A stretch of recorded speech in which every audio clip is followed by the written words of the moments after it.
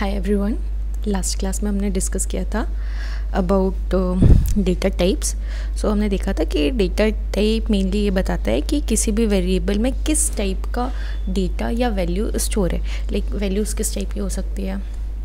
आप value number से store कर सकते हो या फिर आप वैल्यूज़ टेक्स्ट के फॉर्म पे स्टोर कर सकते हो नंबर्स पे। लाइक इसको भी अगर हम फर्दर कैटेगराइज करें तो नंबर में आप हो सकता है होल नंबर से स्टोर करो, या फिर हो सकता है आप पॉइंट वाली वैल्यूज़ स्टोर करो, या फिर आप टेक्स्ट के फॉर्म पे करो लाइक नेम या फिर एड्रेस। कुछ इस तरीके से हम वैल्यूज़ को स्टोर करते हैं। तो ये हमने लास्ट क्लास में काफ़ी डिटेल पे समझा था। और साथ ही साथ इसके साथ हमने ये देखा था कि पाइथन जो है डेटा टाइप के एस्पेक्ट पर ही हमने समझा था कि डायनेमिकली टाइप्ड लैंग्वेज है। दैट मीन्स कि यहाँ पर ना आपको चीज़ें एक्सप्लिसिटली डिक्लेयर करने की ज़रूरत नहीं है, चीज़ें रन टाइम पर हो जाती है।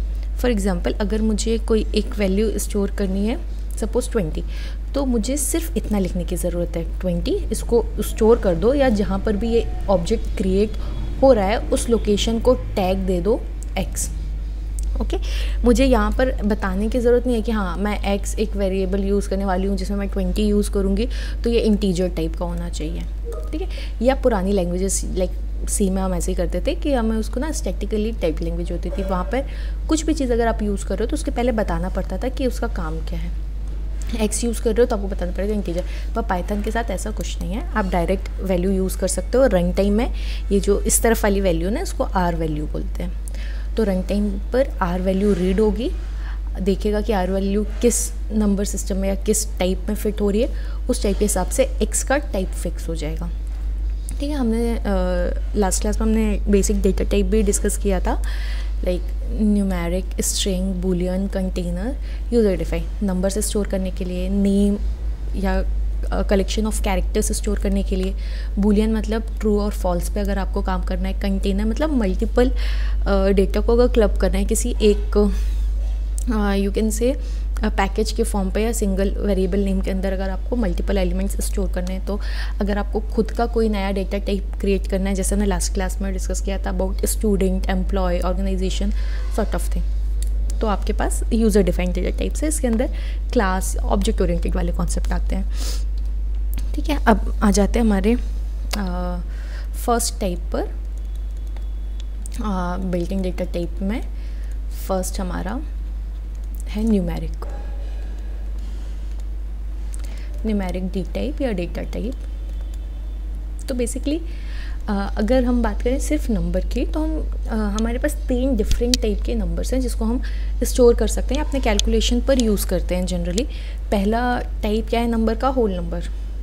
ठीक है, लाइक दिस -30, 0, -25, कुछ इस तरीके से हम नंबर्स स्टोर कर सकते हैं या यूज़ कर सकते हैं।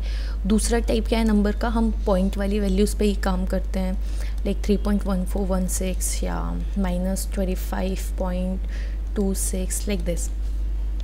और किस टाइप की वैल्यूज़ हो सकती है? नंबर्स कॉम्प्लेक्स भी हो सकते हैं। कॉम्प्लेक्स मतलब जहाँ पर आप नंबर को रियल और इमेजनरी पार्ट में क्लब करके लिखते हो, जैसे कि 3.4J, तो यहाँ पे 3 इसका रियल पार्ट कहलाता है, 4J एक इमेजनरी पार्ट है। और इस टाइप का जो नंबर होता है ये n+i के फॉर्म पे, इसको हम बोलते हैं कॉम्प्लेक्स नंबर। ठीक है, एक एक करके इसको देखते हैं हम। सो हमने देखा न्यूमेरिक टाइप्स में आपके नंबर हो सकते हैं होल नंबर्स, जहाँ पे आप positive, negative, whole number store करते हो, वो आता है क्लास इंट के अंदर। देन हमारे होते हैं पॉइंट वाली वैल्यूज़, इसको हमने रखा है फ्लोटिंग पॉइंट्स के अंदर। और फिर आते हैं आपके रियल और इमेजनरी पार्ट वाले जो नंबर होते हैं, कॉम्प्लेक्स नंबर, इसको हमने रखा है अंडर द कॉम्प्लेक्स नंबर्स। ठीक है, इसको आपको एक बार रन करके देख लेते हैं। तो चलते हैं अपन VS कोड पे। और राइट, तो हमने अपने प्रोग्राम्स के लिए एक फ़ोल्डर बना के रखा हुआ है py_programs। इसको ओपन करते हैं हम VS कोड पर, ओपन विथ कोड। और अभी हम न्यूमेरिक डेटा टाइप रन करके देखते हैं। सो मैं एक फ़ाइल क्रिएट कर लेती हूँ। इस फाइल का नाम हम रखते हैं न्यूमेरिक डी टाइप। और पाइथन फाइल का एक्सटेंशन होता है .py, तो यहाँ पे मैंने लगा दिया .py। हमने क्या देखा था कि जब भी मुझे होल नंबर स्टोर करना होता है तो होल नंबर्स आते हैं under the category of integer data type. So हम एक एज एक वेरिएबल बनाते हैं, क्योंकि एज पे मैंने स्टोर किया 25, ठीक है। अब मैं अगर प्रिंट करूँगी एज एंड देन उसके बाद मैं प्रिंट करती हूँ सपोज़ टाइप ऑफ एज, क्योंकि हमें चेक भी करना है कि एज पे जब मैंने एक होल नंबर स्टोर किया तो ये किस क्लास को बिलोंग करेगा। तो मैंने यहाँ पर लिख दिया टाइप ऑफ एज। अब इसको अपन रन करके देखते हैं। मैंने इसको किया रन एंड सी,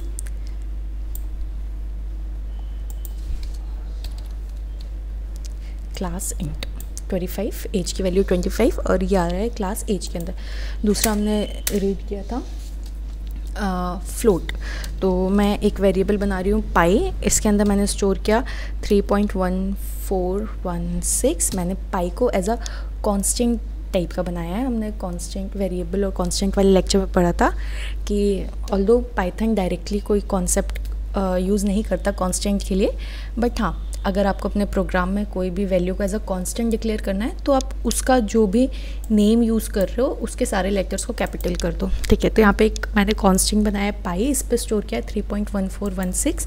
अब अगर हम इसका टाइप चेक करेंगे तो पहले अपन प्रिंट करा लेते हैं पाई एंड देन उसके बाद हम प्रिंट करते हैं type of pi, type of pi.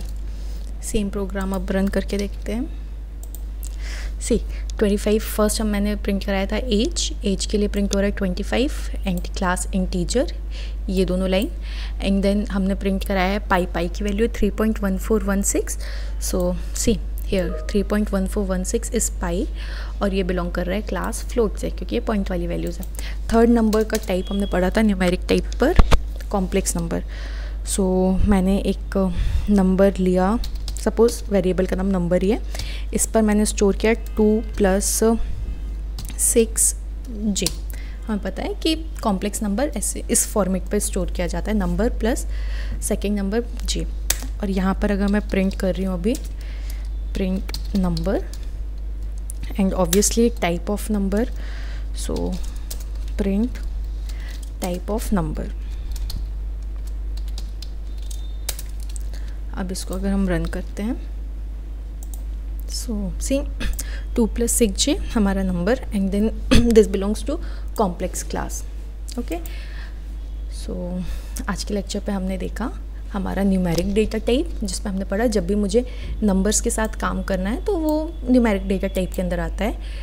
3 type के नंबर हो सकते हैं, या तो नंबर होल नंबर हो सकता है, या तो पॉइंट वाली वैल्यूज़ हो सकती है, या फिर कॉम्प्लेक्स नंबर हो सकता है। तो पाइथन में तीनों के लिए अलग अलग क्लास है। अगर आप होल नंबर पर काम कर रहे हो तो ये जाती है इंटीजर क्लास के अंदर, अगर आप पॉइंट वाली वैल्यूज़ पे काम कर रहे हो तो ये आता है आपका फ्लोट क्लास के अंदर, और अगर आप कॉम्प्लेक्स नंबर पे काम कर रहे हो तो यहाँ पर आता है ये कॉम्प्लेक्स क्लास के अंदर।